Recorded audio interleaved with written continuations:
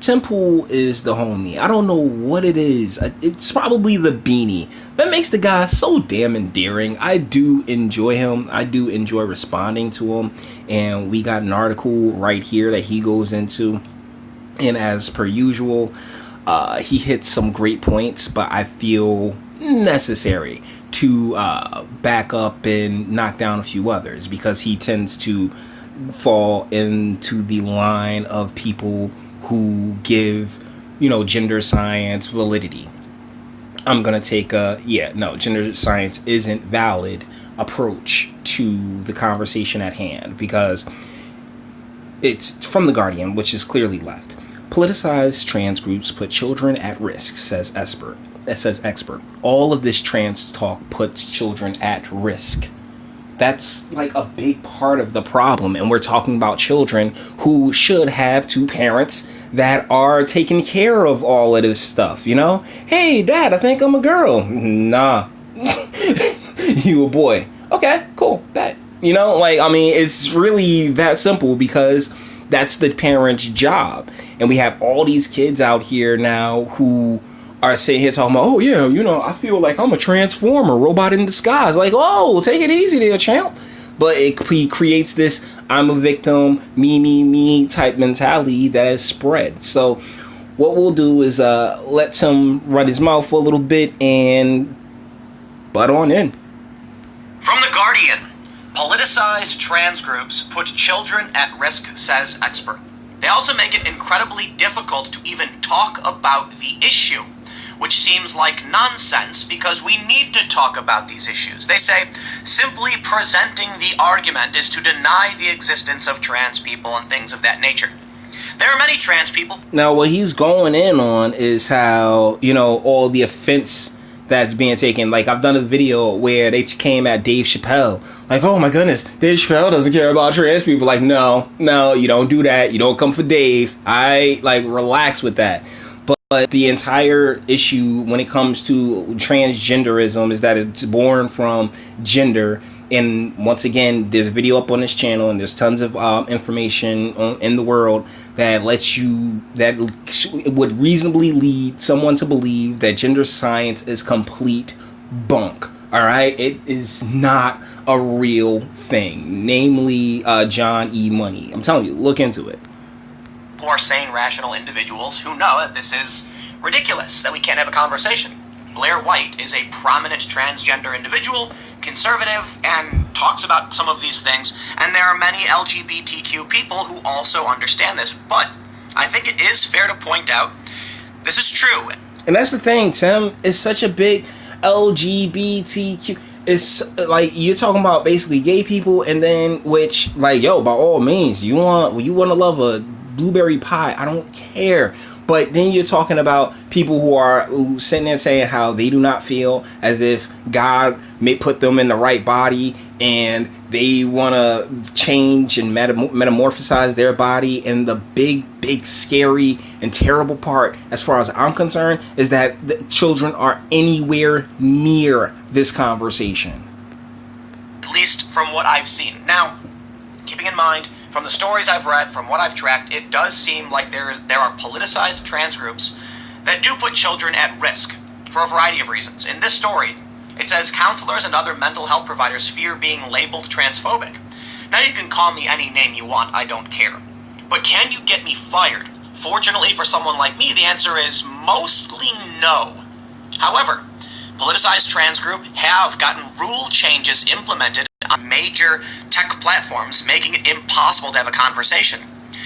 Also, let's not forget that bill, I think that passed, the C-16 bill in Canada that Jordan Peterson came to prominence arguing against, that you have to call people by their pronouns. I myself have the experience of being with working families in New York as they stopped an entire conference to ask everybody what their preferred pronouns was, just completely abandoning any mission, which is hilarious, and why I strongly feel like most of these groups will not and cannot win, but they can get their crap together long enough to push some things through, and we are where we are now, aren't we? results in a certain individual who will remain nameless filing human rights complaints against females who refuse to. Jessica Yaniv. Yeah, that guy. The one I've done 3 videos on already. That dude. That's who he's talking about. He's like, oh, well, that's because Tim's such a nice guy, man. He's like, yo, man, I'm not even going to say his name because, he's like, Chucky, nah, family, not over here, bro. We don't play that game. That dude is Jessica Yaniv. He complete just pain. Waste of skin. Waste of space. Go get a job. Lacks male genitalia. This person also got several high-profile individuals banned from Twitter for misgendering. If somebody wants to express... So here's one important thing I will say in terms of the politicization of this. I've got a bunch of things I want to go through in terms of trans kids. You have these platforms. You're not the parent, Tim. That's the thing. Trans kids? What do you mean trans kids? There are no trans kids. There are kids who need a father in their damn life to guide them in the right direction. And there are too many kids without that because, hey, sexual liberation, right? Are telling you have to speak a certain way or else. Now look, it's one thing for Twitter to say you can't say X. But what about when they say you have to say X? What about when the law says you have to speak? It's a really interesting thing that I was recently asking a lawyer friend about. How is it that the government can compel a business to speak? It's interesting. Well, it's got precedent in civil rights law discrimination. But we're getting into really murky and dangerous territory because politics is trumping science, and it's, in my opinion, very, very dangerous. That's the thing. Politics and the science have always been interconnected. You just don't realize that, Tim.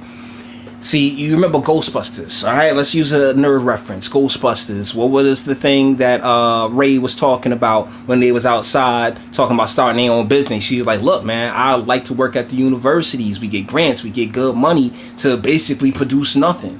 And that's really where that congealing of our schools and our government has created this monster known as gender. The trans individuals in the world are a very, very small percentage of the overall population. Very small, less than a fraction, less than 1%. The argument presented by the intersectional left, by the political trans community, is that there would be a higher number of trans individuals if they felt safe coming out. And now that there's more acceptance, you are seeing the number go up.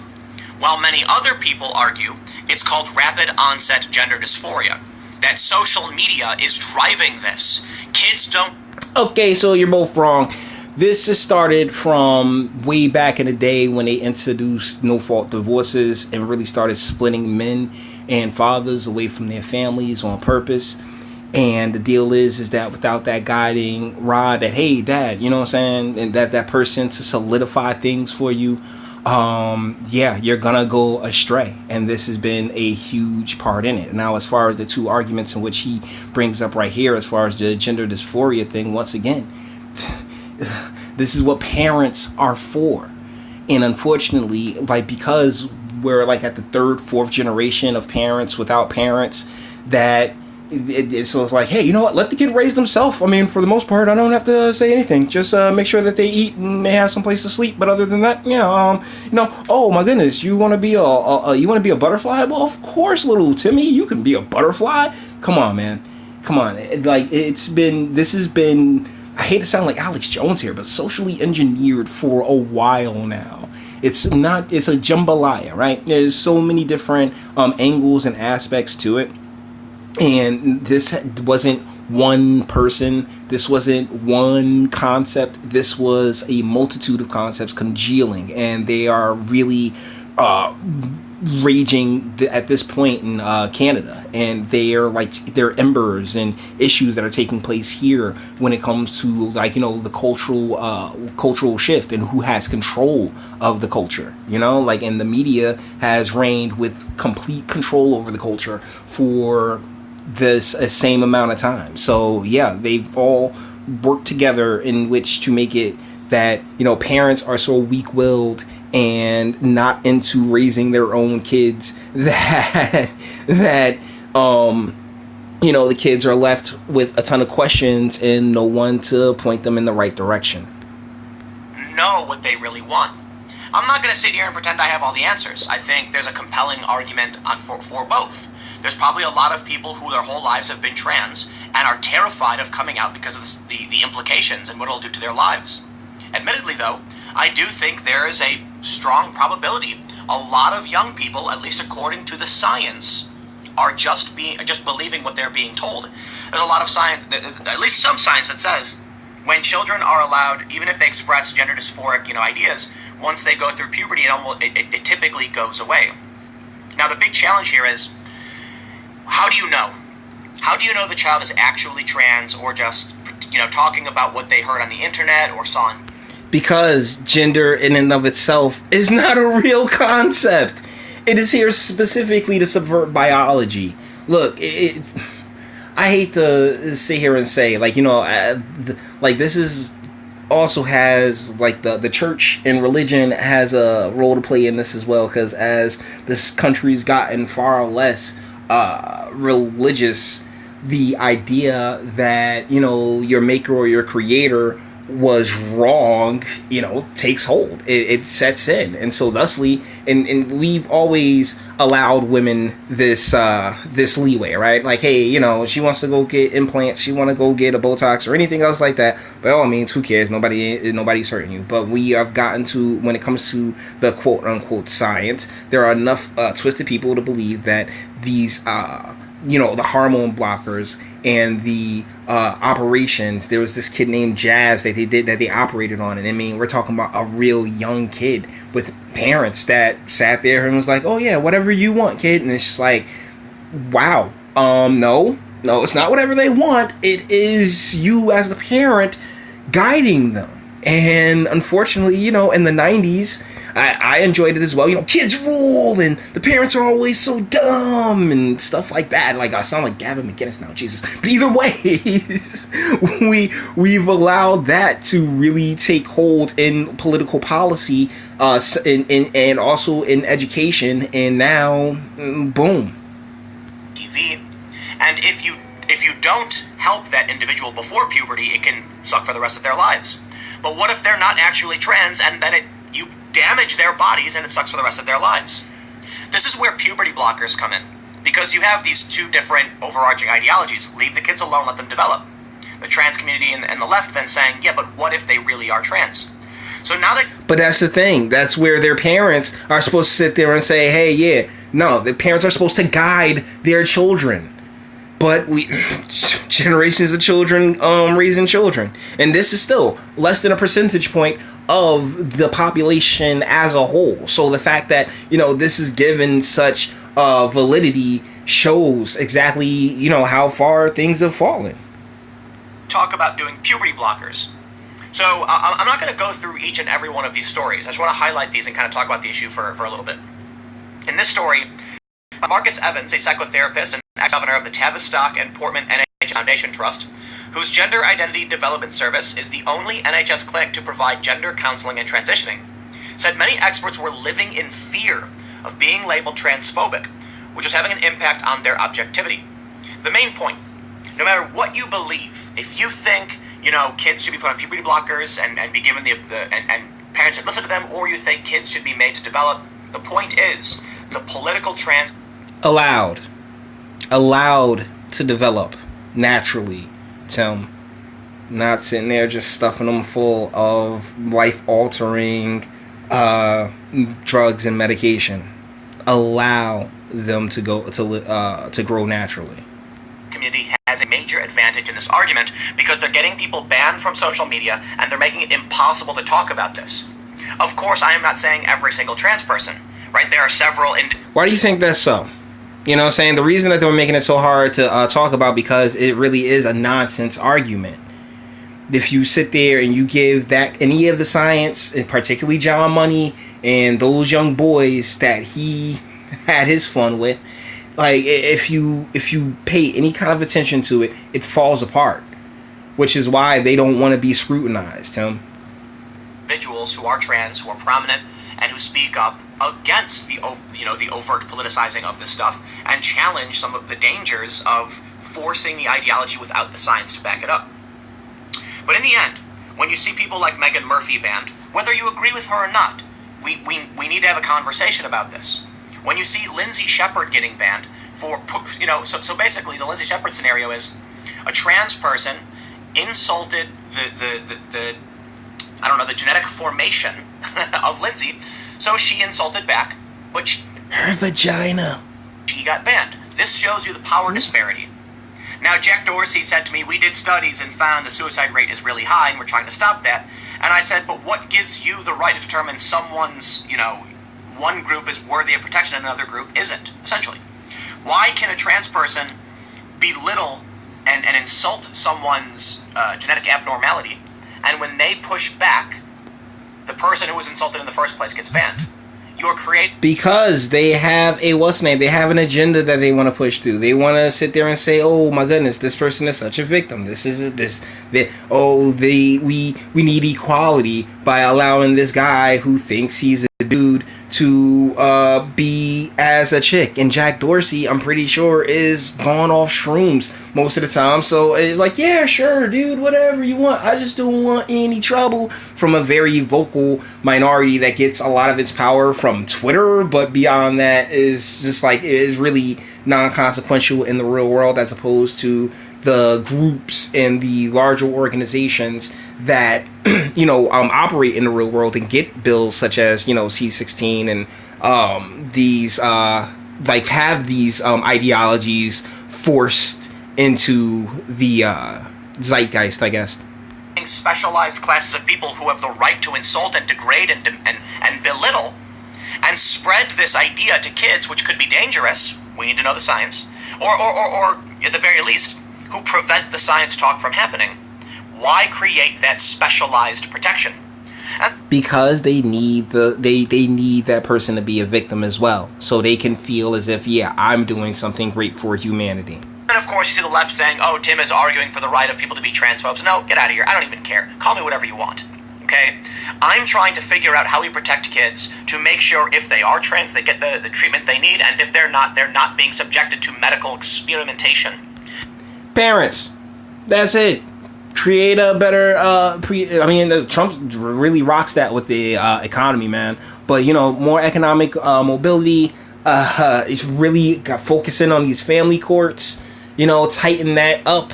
There's tons of ways that we can protect these kids, and that is by helping out their parents and making sure that these kids are being born, being conceived in with a plan in place, as opposed to best of luck, or hey, there's always the welfare state there, darling. By all means, enjoy, So with that being said, I think this is about a good place to tie this one together, because I appreciate you, dude, but the deal is that these kids, they got parents, like the two parents should be guiding them. And that's really weird. That's why it's so damn hard. There should not even be a conversation, because there should be no children that don't have two parents that sit there and say, yeah, this is how this go. Lock it in for them. No, the parents are freaking offsprings of dumbasses themselves. It's so, we truly do live in the idiocracy. So with that being said, all the internet stuff. Like it, go ahead. Dislike it, do that too. Sub if you enjoy my fantastic voice and you want to hear videos like this every single day. Share, because sharing is caring, and YouTube's definitely not going to do that. And speak, let me know, what do you think in the comments, man? Is there any space for gender as long as biology is there? Because biology and human nature, that is the more natural path for us.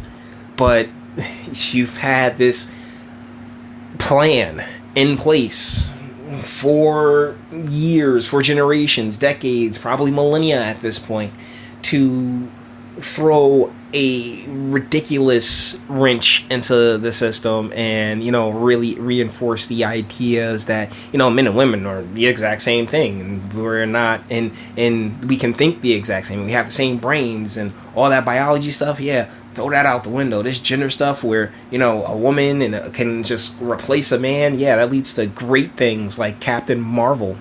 So